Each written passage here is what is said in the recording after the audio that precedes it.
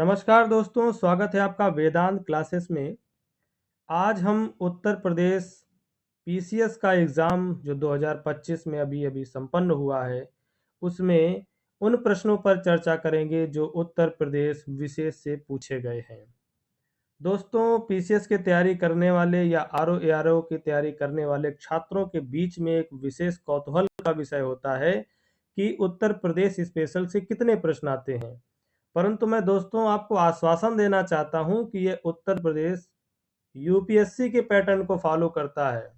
तात्पर्य यह है कि ये बिहार, राजस्थान या मध्य प्रदेश जैसे राज्यों की तरह पेपर नहीं डिजाइन करते कि वहां के प्रश्न अधिकता में रखे जाएं।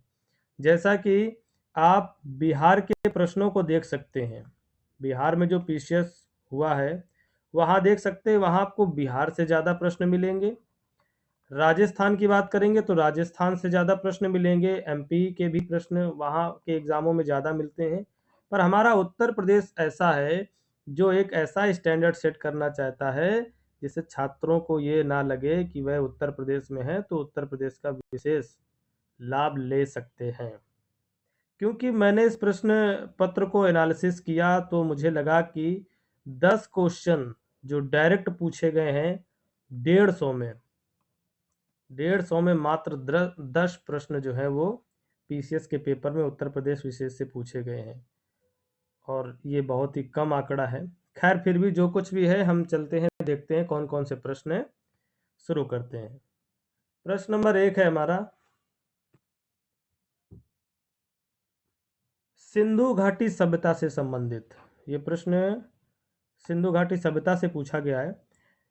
प्रश्न है कि सिंधु घाटी सभ्यता से संबंधित निम्नलिखित पुरातात्विक स्थलों में कौन आज उत्तर प्रदेश में स्थित है। उन स्थलों की चर्चा करनी है। तो देखिए, हमें 3 स्थल दिए गए हैं। नंबर 1 मंडी, जो हम जानते हैं कि उत्तर प्रदेश में ही स्थित है, तो ये सही आंसर हो जाएगा।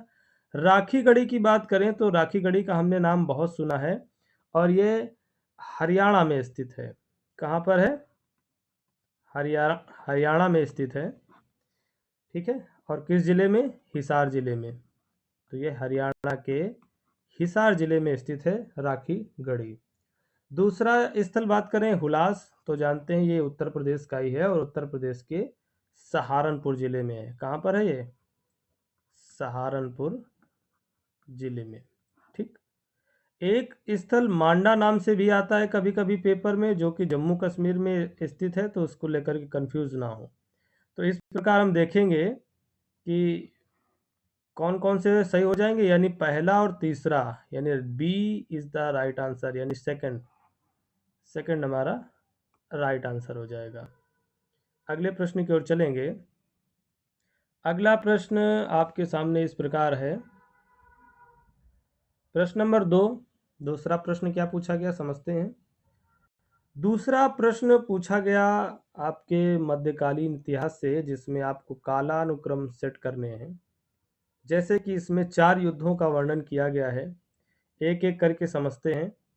नंबर 1 जो दिया हुआ है वह है कन्नौज का युद्ध। देखिए, हम जानते हैं कि जो कन्नौज का युद्ध है वो मुगल शासक हुमायूं और अफगान शासक शेरशाह के बीच में हुआ। लेकिन हुआ कब है? तो ये होता है 1540 में हुआ। किसके बीच में? हुमायूं और हुमायूं वर्सेस शेरशाह। दूसरे युद्ध की बात करें, दौरा का युद्ध, तो हम जानते हैं दौरा का युद्ध भी हुमायूं ने ही लड़ा था। अफगानों के विरुद्ध भी ये युद्ध था, लेकिन ये 1540 से पहले यानी कि 1532 को हुआ था। शुरुआती दौर था उस समय। सामूगढ़ के युद्ध की बात करें तो हम हमेशा से पढ़ते आ रहे हैं कि सामूगढ़ का युद्ध औरंगजेब और दारा सिकों के मध्य हुआ था। बहुत ही फेमस युद्ध है और ये हुआ था 1658 में। यानी कौन लड़ा था इसमें? औरंगजेब और दारा सिकों। दारा सिकों ये वही हैं जिन्होंने उपनिषदों का क्या किया है? अनुवाद किया है फारसी भाषा में। ठीक है। तो किसके बीच हुआ? दारा शिकोह के बीच में 1658 में। इसके बाद चौसा के युद्ध की बात करें तो कन्नौज के युद्ध के जस्ट पहले होता है चौसा का युद्ध, यानी 1539 में ये युद्ध होता है। और यह भी किसके बीच होता है? शेर शाह और हुमायूं के बीच में, जिसने शेर शाह ने हुमायूं को हरा दिया था। कन्नौज में भी युद्ध में भी हरा दिया था और चौसा में भी हरा दिया था। तो इस प्रकार अगर हम कालानुक्रम इनका सेट करें तो पहले आ जाएगा 2, फिर 4, फिर 1 और लास्ट में 3। तो इसका राइट आंसर हो जाएगा 2, 4, 1, 3, यानी ए इज द राइट आंसर। अगले प्रश्न की ओर चलें, देखते हैं क्या प्रश्न पूछा गया है। प्रश्न नंबर 3 कहता है, निम्नलिखित में कौन से रामसर आर्द्रभूमि स्थल उत्तर प्रदेश में स्थित नहीं है? रामसर स्थलों की बात की जा रही है इस प्रश्न में, एक एक करके समझते हैं। पहला है सरसई नावर झील। तो सरसई नावर झील कहाँ स्थित है? हम जानते हैं कि सरसई नावर झील हमारे ही प्रदेश के इटावा जिले में स्थित है। कहाँ पर है? इटावा में। ठीक है। दूसरी बात, अगर समसपुर पक्षी विहार की बात करें तो हम जानते हैं कहाँ पर है? रायबरेली में स्थित है ये, रायबरेली। उसके बाद रुद्र सागर की बात करें तो बिल्कुल ये उत्तर प्रदेश में नहीं है, ये त्रिपुरा में है। और त्रिपुरा में भी कहाँ? एक जिला है जिसका नाम है सिपाही जिला, सॉरी सिपाही जाला, नाम में थोड़ा सा कंफ्यूजन। त्रिपुरा के सिपाही जाला में है ये। सुल्तानपुर राष्ट्रीय उद्यान की बात करें तो ये आपके हरियाणा के गुरुग्राम जिले में है, गुरुग्राम हरियाणा। तो इस प्रकार हम देखते हैं कि यहाँ 2 स्थल तो उत्तर प्रदेश में स्थित हैं और बाकी के 2 स्थित नहीं हैं। तो प्रश्न पूछा गया है कि कौन से स्थल हैं जो उत्तर प्रदेश में स्थित नहीं है, ये हमको बताना है। तो यहाँ पर ऑप्शन नंबर 3 और ऑप्शन नंबर 4 स्थित नहीं है, यानी कि सी इज द राइट आंसर। चलते हैं अगले प्रश्न की ओर। प्रश्न नंबर 4 इस प्रकार है, 2 कथन है, यानी एक अभिकथन है और दूसरा कारण है। हमें इस पर चर्चा करनी है कि क्या ये सही है या गलत।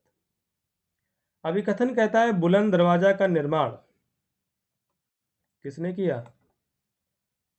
बुलंद दरवाजा का निर्माण सम्राट अकबर द्वारा फतेहपुर सीकरी में कराया गया था। ये बात बिल्कुल सही है। अकबर ने अपने पुत्र जहांगीर के जन्म के उपलक्ष्य में यह स्मारक बनवाया। तो ये गलत है, जन्म के उपलक्ष्य में नहीं बनवाया था। बुलंद दरवाजा, जैसा कि नाम है बुलंद, यानी उसकी बुलंदी का प्रतीक था। और बुलंदी किस बात की थी? बुलंदी थी 1572 के दौरान उसने गुजरात विजय की थी और इसके उपलक्ष्य में उसने बुलंद दरवाजा बनवाने का बुलंद दरवाजे के निर्माण का आदेश दिया और ये बनकर के 1601 के आसपास तैयार होता है। ठीक है, इतने साल इसको बनने में लगे। जबकि अगर हम बात करें कि जहांगीर के जन्म की बात करें तो जहांगीर का जन्म तो होता है 1569 में, तो वहां से कोई भी इसका संबंध नहीं है। आगे चलें प्रश्न नंबर 5 की ओर।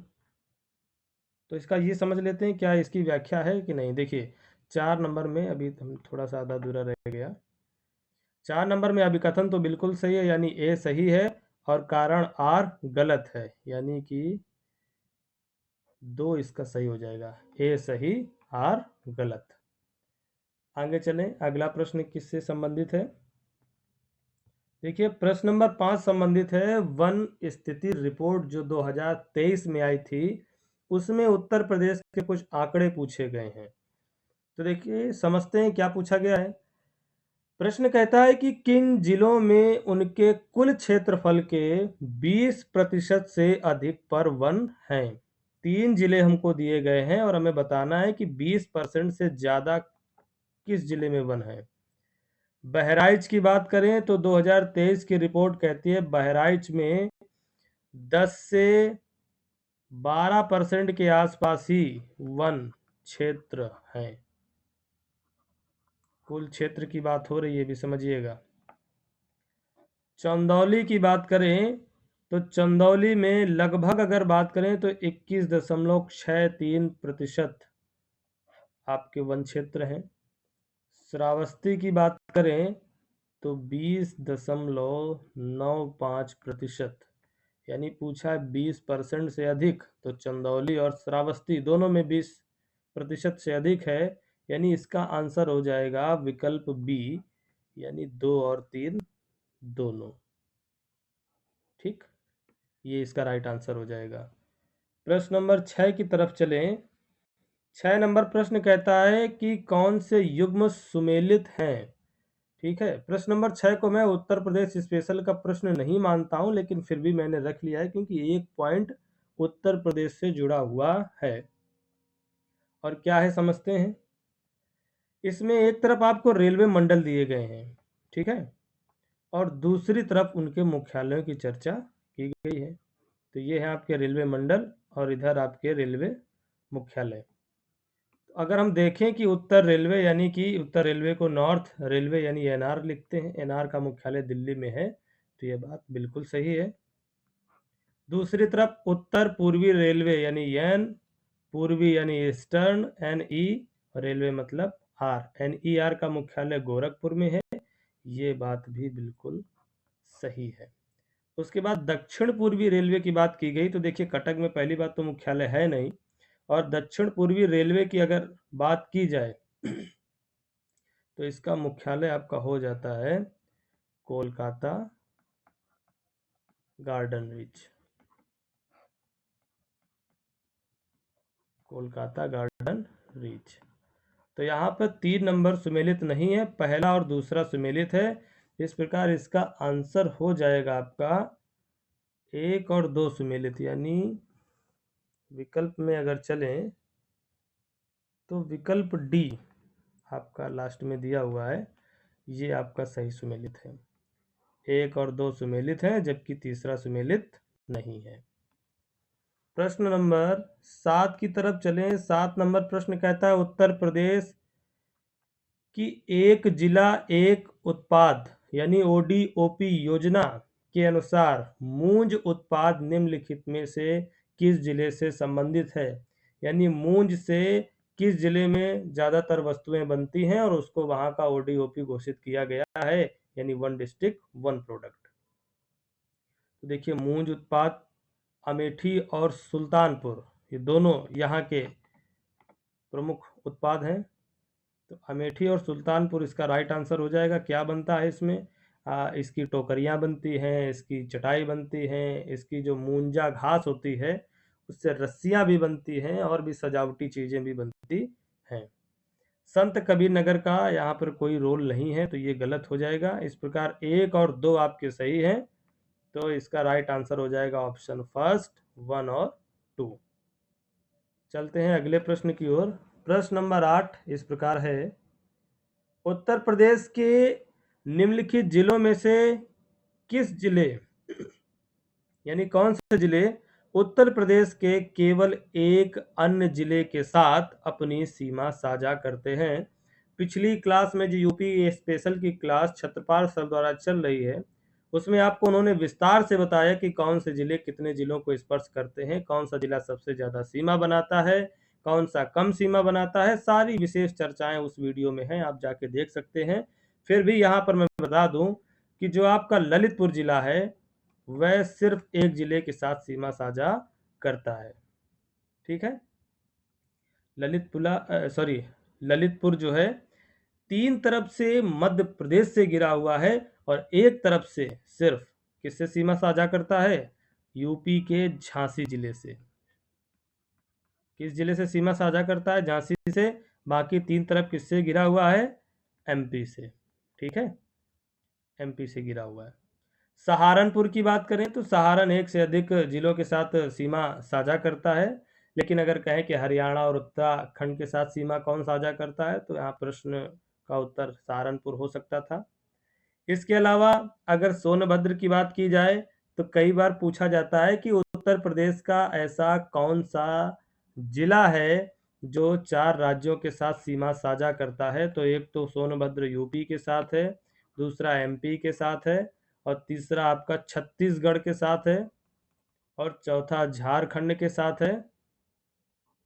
ठीक है, झारखंड के साथ है, और उसके बाद बिहार के साथ भी सीमा साझा करता है। सॉरी, उत्तर प्रदेश का तो जिला है ही है ये। एमपी, छत्तीसगढ़, झारखंड, बिहार, इन 4 राज्यों के साथ इकलौता सीमा साझा करने वाला उत्तर प्रदेश का जिला सोनभद्र, जिसका मुख्यालय कौन है? रॉबर्ट्सगंज। अगला प्रश्न देखें, हालांकि इसका आंसर क्या हो जाएगा, केवल एक जिला है ललितपुर, यानी आंसर फर्स्ट। प्रश्न नंबर 9 की तरफ चलें। 9 नंबर कहता है उत्तर प्रदेश में से कौन सा विभाग उत्तर प्रदेश में सतत विकास लक्ष्यों से संबंधित राष्ट्रीय संकेतक ढांचा प्रगति रिपोर्ट तैयार करता है? तो देखिए, ऐसा काम कौन करेगा? वित्त विभाग का काम तो बजट तैयार करना हो जाएगा, समझने वाली बात जो है। तो ये किस पे काम करेगा? बजट पे काम करेगा। शिक्षा विभाग, शिक्षा संबंधी कोई रिपोर्ट तैयार करनी होगी, और ये काम करेगा सतत विकास संबंधी लक्ष्यों से संबंधित काम कौन करेगा? योजना विभाग। उत्तर प्रदेश का अपना अलग योजना विभाग है जो योजना तैयारी करता है। ठीक है, तो यहाँ पे राइट आंसर 3 हो जाएगा। ज़्यादा दिमाग लगाने वाला प्रश्न था नहीं ये। आगे चलें प्रश्न नंबर 10 की ओर, और 10 नंबर प्रश्न कहता है उत्तर प्रदेश के संदर्भ में निम्नलिखित में कौन से कथन सही हैं? आपको 2 कथन दिए गए हैं और बताना है कि कौन से कथन सही है। पहला प्रश्न आपके सामने इस प्रकार है, स्टेटमेंट कि उत्तर प्रदेश आलू का अग्रणी उत्पादक है। मैंने आपको कल ही जो यूपी स्पेशल की प्रैक्टिस कराई थी उसमें बताया था कि आलू के साथ साथ गन्ना और गेहूं, इसके साथ दुग्ध उत्पादन में भी उत्तर प्रदेश, और टोटल कुल खाद्यान्न की बात करें तो खाद्यान्न उत्पादन में भी इतने चीज़ों में उत्तर प्रदेश का प्रथम स्थान है। ये बात बिल्कुल सही है। क्लस्टर जोन की बात करें, कहाँ कहाँ आलू होते हैं, आपको पता था कि आगरा जो है निर्यात जोन बनाया गया था। लेकिन अगर इसके अलावा बात करें कहाँ कहाँ ज़्यादा आलू होती है, तो आगरा, फिरोजाबाद, फरुखाबाद, कन्नौज, मैनपुरी, अलीगढ़, इटावा, हाथरस, ये जो इतना सर्कल है यहाँ पर विशेष रूप से आलू का उत्पादन किया जाता है। दूसरे स्टेटमेंट की बात करें कि भारत सरकार ने अलीगढ़ में अंतर्राष्ट्रीय आलू केंद्र के दक्षिण एशिया क्षेत्रीय केंद्र की स्थापना को मंजूरी दी है, तो ऐसा कहीं कुछ नहीं है, तो ये गलत हो जाएगा। यानी पहला केवल सही है, उस हिसाब से ए इज द राइट आंसर। अगला प्रश्न देखें। अगला प्रश्न कहता है निम्नलिखित में से कौन से जिले उत्तर प्रदेश में देवी पाटन मंडल का हिस्सा नहीं है? तो आपको पता है उत्तर प्रदेश में कितने मंडल हैं? 18 मंडल हैं, और उसमें से एक मंडल है जिसका नाम है देवी पाटन मंडल। और उसमें कौन कौन से जिले हैं, तो सबसे पहले ये बात करें कि इसमें कौन से जिले शामिल हैं। देखिए, देवी पाटन मंडल की बात करें तो कुछ लोग कंफ्यूज ना हो, आप गोंडा मंडल भी कह सकते हैं इसे। इसमें अगर बात करें जिले कौन से हैं, तो आइए समझते हैं कौन से जिले इसमें शामिल हैं। नंबर 1 की मैं बात करूं तो है बहराइच। दूसरा जिला जो शामिल है वो है बलरामपुर। तीसरा जिला जो शामिल है वो है गोंडा। ठीक है, और चौथे जिले की बात करें तो वो है श्रावस्ती। ठीक, आगे तो आप इस प्रश्न का उत्तर देखें कि उत्तर प्रदेश के कौन से जिले देवी पाटन मंडल का हिस्सा हैं? तो यहाँ पर 2 और 3, यहाँ पर देवी पाटन मंडल का हिस्सा हो जाएंगे, ए नहीं है, तो 2 और 3 किस में? ऑप्शन बी में। तो यहाँ पे ऑप्शन बी इसका राइट आंसर हो जाएगा। तो दोस्तों, उत्तर प्रदेश में जो पीसीएस का एग्ज़ाम है वहाँ यूपी स्पेशल का बस इतना ही वेटेज आपको देखने को मिलता है, कोई विशेष बात तो मैं नहीं समझता हूँ कि 150 प्रश्नों में से कम अगर आयोग को रखने चाहिए थे तो कम से कम 30 प्रश्न आयोग रख सकता था, पर आयोग ने ऐसा नहीं किया। बाकी राज्य ऐसा करते हैं ताकि बाहर के स्टूडेंट ना आ पाएँ, वहाँ आपको देखने को मिलेगा क्षेत्रवाद काफ़ी हावी रहता है। बस अपने ही यहाँ ऐसा कुछ नहीं, यहाँ कोई भी स्टूडेंट आकर के बराबरी के तौर पर एग्ज़ाम दे सकते हैं, ये अपने उत्तर प्रदेश की नीति है। अब इसमें हम कुछ नहीं कह सकते। खैर, जुड़े रहिए वेदांत कंपटीशन क्लासेस के साथ। यदि आपको और भी किसी विशेष सब्जेक्ट की एनालिसिस चाहिए तो आप कमेंट कर सकते हैं, हम उस पे डिटेल वीडियो लेकर के आएँगे। बहुत-बहुत धन्यवाद।